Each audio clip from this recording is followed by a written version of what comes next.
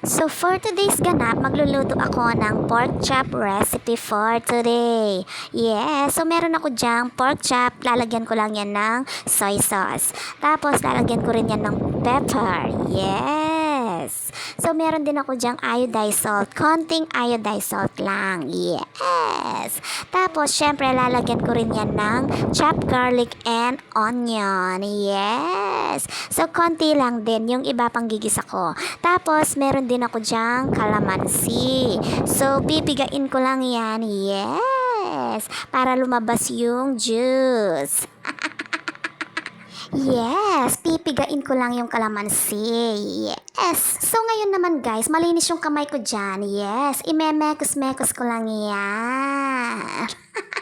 I-massage ko lang yan para manuot yung lasa hanggang sa kaloob-looban. Tapos, imamarinate ko for at least 30 minutes. So, after 30 minutes guys, nagpainit na ako ng kawali. Ngayon naman, lalagyan ko na ng mantika. Siyempre, paiinitin ko lang din yung mantika niyan. So, nung mainit na yung mantika, siyempre, ipapry ko na yung pork chop. Yung minarinate ko na pork chop. Yes!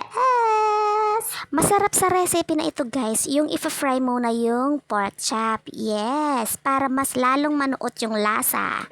So ayan guys, ipa-fry ko lang yung pork chop hanggang sa mag-brown na yung magkabilang side. Yes, tingnan nyo naman guys, oh, nag-brown na yung kabilang side naman yung ipa-fry ko. Yes.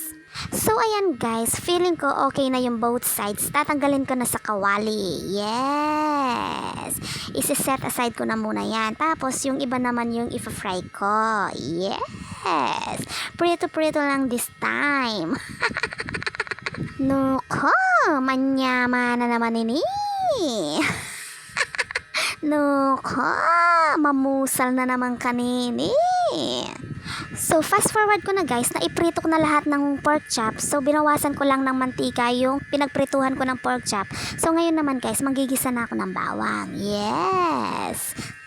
Igigisa-gisa ko lang yung bawang hanggang sa mag-brown na at lumabas na yung aroma. Yes! Tapos, ilalagay ko na rin yung sibuyas. Yes! Mekos-mekos lang. Imemekos-mekos ko lang yan hanggang sa lumabas na yung aroma. Yes! So, as you can see guys, tingnan nyo naman, parang nasusunog na yung kawali ko, pero okay lang din yan. Tapos, ngayon naman, ilalagay ko na rin yung pinag-marinate ko na pork chop, yung sauce. Yes! So, mekos-mekos ko lang yan, guys. Tapos, ilalagay ko na rin yung pinirito kong pork chop. Yes! Ilalagay ko lang yan isa-isa guys. Yes! Tapos, lalagyan ko na rin yan ng tubig. Pangsabaw. Yes! Tapos, syempre, imemekos-mekos ko ng bahagya. Yes! So anyway guys, tatakpan ko lang yan, pakukuluin ko ng bonggang-bongga at nung kumulo na nga ng bonggang-bongga, yes! Imemekos-mekos ko lang din yan guys. Babaliktarin ko yan para magpantay-pantay yung pagkakaluto ng pork chop. Yes!